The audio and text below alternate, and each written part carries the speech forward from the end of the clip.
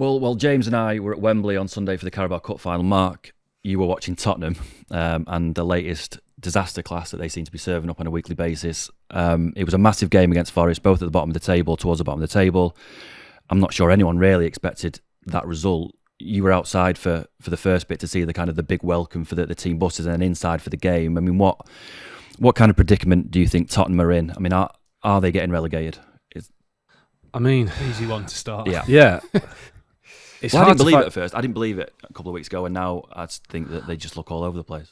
It's hard to find reason to say they won't be relegated, I've got to say. I mean, just go back a few days. I thought they'd lose at Anfield last week, and they got a great battling for Richarlison goal, and that lifted the mood. And I went to the Champions League game against Atletico, and again, they got a win. I thought Xavi Simons was outstanding, and you thought maybe they've kind of stemmed the tide and they're going to build on that. And I went to the Forest game thinking that they would just get over the line, because I knew that they had a protest plan, the fans had a protest plan. They changed that around to be like fully back in the team and the flares and the coach welcome.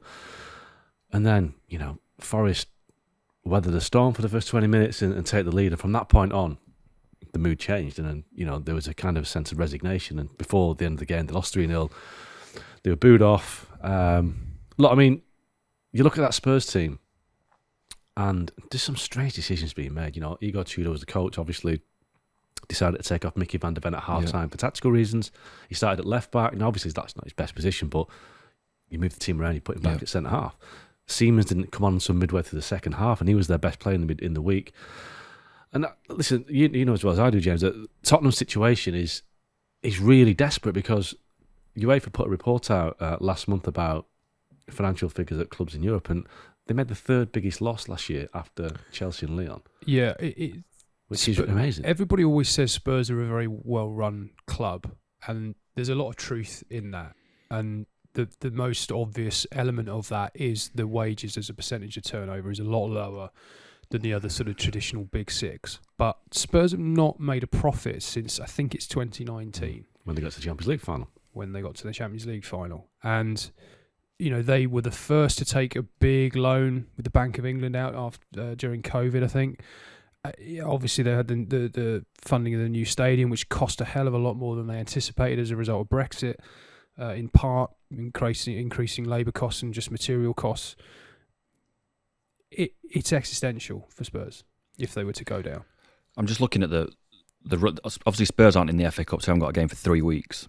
But West Ham play Wolves at home on the Friday night, and then Spurs are away at Sunderland on the Sunday, a game that they could kick off in the bottom three with, what would that leave? 6 games left. I mean, there is a point at which this becomes...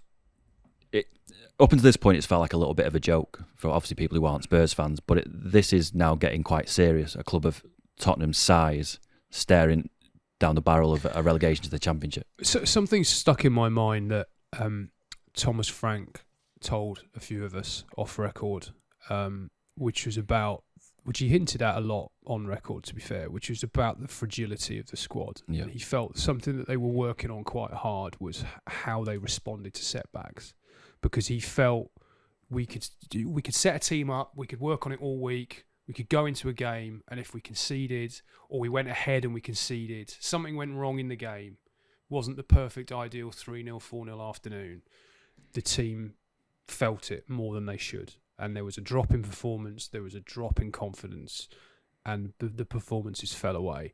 And really, Sunday was an absolute perfect distillation of that, right? You get the crowd making this huge effort, incredible atmosphere at kick-off. They start well. They probably were a little bit unlucky not to go ahead, but they don't go ahead. They concede, and it falls apart. And it's a pattern that, Igor Tudor's not going to be able to break. I'm not sure any manager coming in now is going to be able to break it. The only thing a new manager could do now is not tactical, really. Tudor's tried a back three, he's played a back four, he's changed goalkeepers, he's moved a hell of a lot around. None of it's worked. The only thing someone can come in now is try and give these players a bit of confidence that they're a better group than the results are showing. They probably only need to win 2 games, and that would be enough. But you look at the run-in and you think, where are they going to come from? Well, I mean, I think the indictment for me of of the Forest game was that the best player was Archie Gray, who's 18, 19? Great player. I mean, obviously he's got a massive future in the game, but it won't be at Tottenham. I think there's no way he's going to stay there because he's too good. And I think, you look around the team, and like I said, the Forest game was a classic example because you look at the teams that they're battling with at West Ham, Forest and Leeds, they're all going to be able to fight their way out of it. And Forest yesterday fought their way out of it. The two centre-halves were outstanding. Every time the ball came into the box, they put their head on the line. And Spurs haven't got that. Leeds have got that. I think West Ham have shown the quality with Jared Bowen, with Castellanos. They feel like they've got something together. And Spurs, you're thinking, where is it going to come from? And you just can't see it. I mean, you got the situation there with the goalkeeper. We had that ridiculous scenario in Madrid a couple of weeks ago where Tudor took off Kinski after 17 minutes because he had a terrible performance. And then you announced before the Forest game that Vicario was going to go in for a hernia operation that's going to keep him out for 3 or 4 weeks. So you're basically going to have to put Kinski in the goal, having decided that he was not up to the challenge of playing the Champions League game. Now he's going to be the keeper with massive pressure on his shoulders. That game at Sunderland, they probably will be in the bottom three, I'd imagine, if West Ham beat Wolves. So, what does that say about Kinski? Can he handle the pressure that has been applied onto him by the coach who may not be there at the time because he's had such a terrible run? So it's really hard to find any positives for Tottenham apart from the fact it's Tottenham. Tottenham surely can't go down. They're not too good to go down, but they are too big to go down. Well, they're getting players back as well, right? I mean, I know Sunday was a terrible performance for them, but Solanke and Richarlison started together. That hasn't happened very often. The bench looks stronger. It's not just full of kids who've got no experience whatsoever. But you're now asking players who've not really has any kind of match fitness for the season to come in at the most critical point and deliver. And so they're running Sunderland away, Brighton at home. The home games you got to write off because Brighton basically, well, the home games they've won twice at home all season. Yeah. On the opening day of the season against Burnley, and beginning of December against Brentford. So any home game, you think, well, they're not going to win that because the atmosphere at the stadium now is as positive as it was yesterday. It's suffocating for the players. They haven't got the backbone to get. So their away games are at Sunderland, Wolves, Aston Villa, and Chelsea. Well, Chelsea could be interesting. I think one of their big issues that the Tottenham squad are going to have is that none of them will have planned for this. So you take a team like, say, Burnley or even Forest or possibly West Ham, Leeds. All of those players would have thought at some stage last summer or during the season, there's a possibility that we're going to be in a relegation fight. And you need to come to terms with whether you want to be a championship player or what you're going to do. There were an awful lot of that Tottenham squad, who will be thinking, oh my God, what on earth am I going to do? I'll get out of here. Because they'll be thinking Europa League club or... Do you know exactly. what I mean? So if that immediately is your mindset, so all that Burnley squad, half that Burnley squad know that they're going to be at Burnley next year, whether in the championship or not. It looks to me like a lot of those Spurs players are thinking, I need to sort myself out here. I'm too good for this.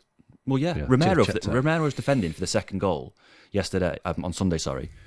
He just wanders back. And you've got Archie Gray, who's a kid, screaming at him, saying, why are you not in that position where Morgan Gibbs-White, he taps the ball in from 10 yards out. If you're in that situation and your captain, a World Cup winner, can't be bothered to sprint back into the box to defend properly when you're in a relegation scrap, you've got absolutely no chance. We should say that Mickey van der Ven spoke before the Atletico Madrid second leg and was quite strong on this, denying it. Now, you might say, what else is he going to say publicly? But he was quite strong on suggesting that, he called it lies and rumours, nonsense, words to that effect, that any of the players were down in tools or thinking about where they might go next season. But then you look at the performances and you look at moments like that and you look, and I keep coming back to what Thomas Frank talked about, that fragility, that it's almost that, all right, we've lost. Okay. We'll go, we'll come into a fantastic training ground. We'll play at a beautiful stadium. All will be well. I'll be all right. I might get a move. It doesn't feel like there's a collective pulling together that are invested in the future of Tottenham. Just to make it a stark financial situation even worse, do you know how much the TV deal is for the EFL Championship per club a year? £5.7 million. Tottenham earned £130 million last season for finishing 17th in the Premier League. So, I mean, obviously, if they were to be relegated, the Champions League earnings from this year will probably be a lifesaver. But to go from earning £130 million for finishing 17th to earning £5.7 million, you get your parachute payment as well. But that's around £50 million, and that decreases each year. And I'm sure if they went down, that's what I mean. Relegation now extends beyond what happens on a football pitch. So you say the stuff about Mickey van der Ven and what he said, and I completely get why he would say that in the media. But this will just be engulfing this squad now. You'll get family members, wives, girlfriends, dads, mums saying, what are you going to do? Like, what happens next season if you get relegated? Agents pestering around players saying, what's happening? Where do you want to go? We've got this interest. You'll have clubs circling players who think they can just pick them off because they're going to get relegated. All of this stuff gets into your head for the next 6 or 7 games, and when you're meant to be battling to avoid relegation, I just think it's... Somebody made a really good point to me last week when I was writing about Tottenham, and they said when Leeds, Villa and Sunderland were relegated to the Championship, they had to close basically the top tier of one of the stands because they couldn't afford to keep it open because they were not getting the tickets sold to stay in it. Now Spurs have got a 62,000 seat stadium. I mean, you could have this scenario next year whereby the top tier of this amazing £1 billion stadium is closed if they get relegated because they won't have enough people to fill it, and it'll cost too much to keep it open because they haven't got people to fill it. So they're not going to open it and open the kind of the burger stores because there's nobody there to buy them. So it's not just about what happens on the pitch; it's the whole scenario of a club of that size. And I think the word you used, existential, is right because this could set Tottenham back a long, long time. And Leeds are the worst case scenario. If you're a Sheffield Wednesday fan, you might argue it's them, but Leeds went down in 2004. Different scenario, but they had to. All their players were basically went in a fire sale because they couldn't afford to keep them. Leeds took 16 years to get back to the Premier League, so there's no guarantee if Spurs go down that it'll be a 1-year excursion. It might not be. It might be a long time. Well, it's highly unlikely that any of these players are going to have relegation clauses in their contracts. But equally, they won't want to hang around, will they? No. Well, I suppose that could work both ways. But you're talking about a wage bill, albeit we were saying earlier, quite good relative to the top 6. It will be massive compared to anything in the Championship. I mean, we should say at time of recording, Igor Tudor is still the interim manager. I've been messaging a couple of people at Spurs this morning. The only thing I've had back is all options are open, which is not exactly a ringing endorsement. No. Difficult. We have to say that he's had a family bereavement, so it's difficult on his part and difficult on the club's part as well. They can't really make a knee-jerk decision because there's a lot of going. They've got 3 weeks, haven't they? Yeah, and you're quite right, Mark. That's a very sensitive situation, and we should say thoughts to Igor and his family because it's obviously a very difficult moment for him. But if we focus on the football, does he stay in charge for Sunderland? Would you keep him? He can't do. I mean, he's got one point out of 5 league games, and he's supposed to be a firefighter. I mean, not doing a very good firefighting job, is he? Is he putting petrol on the fire at the moment? I don't know. It's just there's no bounce. There's been no bounce whatsoever. If you keep him in charge, they're getting relegated. But you have to have a replacement, and who is out there? I mean, we've seen names mentioned. Adi Herter, who used to be the Monaco coach. I'm not sure that's going to appease many Tottenham fans, appointing another coach with no experience in the Premier League. I just don't see, if you're going to make the change, I think you have to bring someone in who is linked to Tottenham. Yeah. I don't see... To unify the fans, the players, the lot, everything. I watched a lot of the Cheltenham Festival, and I saw Harry Redknapp interviewed every day, and every day he was asked, and every day he said, effectively, I'm here, come and get me.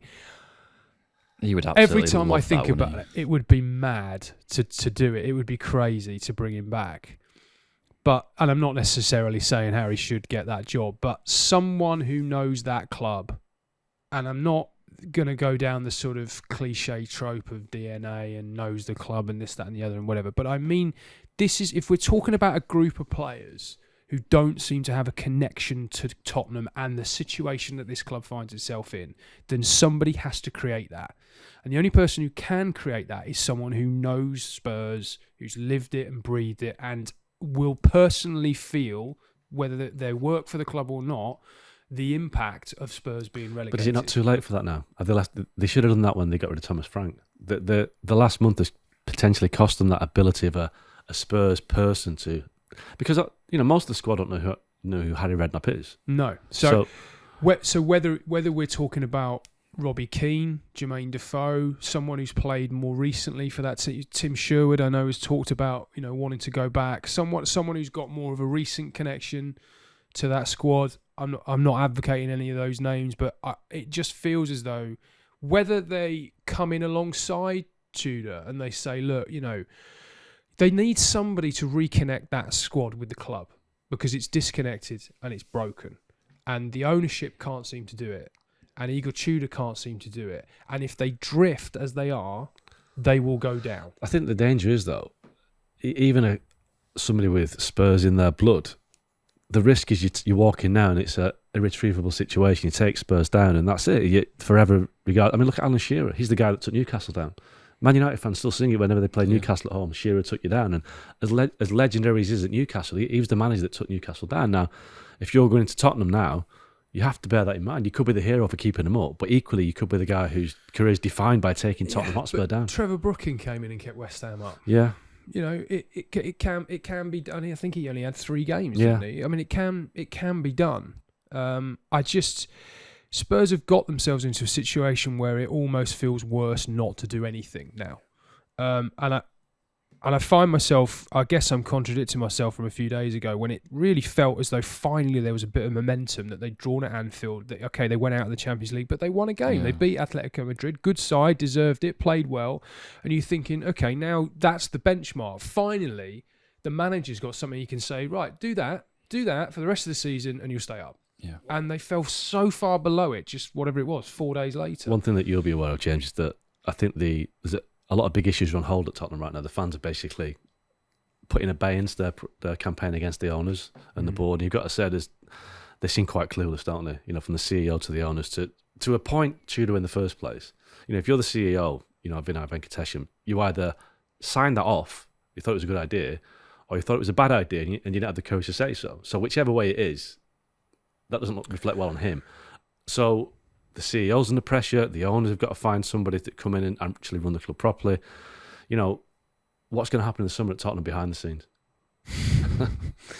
Well, I think the issue that Spurs have is that there isn't a vision, there isn't a bigger picture. Whether they stay in the league or not, there isn't. And I couldn't believe really that Tudor, after one game, after his first game, he came out publicly after they lost to Arsenal and said, where is this club going? What is the goal of this club? And you think, yeah, you've got it. You've seen it already. You've been in the building 2 minutes and you've seen that this has a bit of a rudderless feel to it.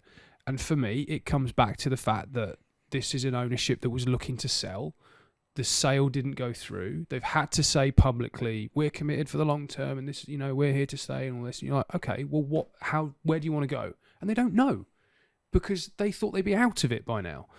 And it all comes back to that. Everything filters down from that. And obviously losing Daniel Levy, or I say forcing Daniel Levy out, left the guy who filled that vacuum, who could have filled that void for you. And then losing another one of your sporting directors after you'd promoted him to be co-sporting director in Fabio Paratici, and the confused thinking of hiring Igor Tudor, who was Paratici's recommendation when he was at the club.